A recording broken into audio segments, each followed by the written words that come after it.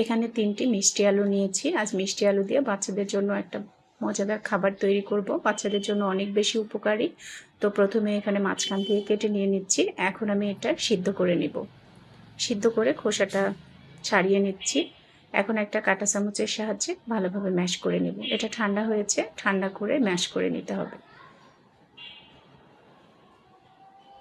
এখন আমি এখানে একটা ডিম দিয়ে দিচ্ছি। আলুর পরিমাণ অনুযায়ী ডিমটা দিয়ে দিবেন।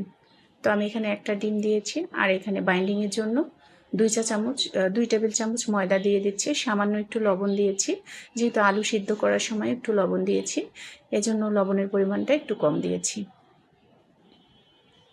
এরপর খুব ভালোভাবে মেখে নিব।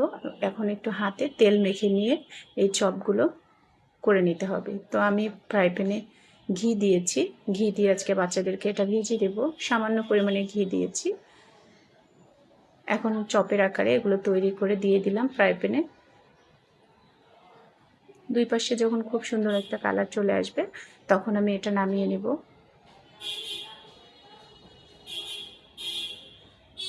এটা খেতে অনেক মজা, আর বাচ্চাদের জন্য মিষ্টি আলু তো অনেক বেশি উপকারী।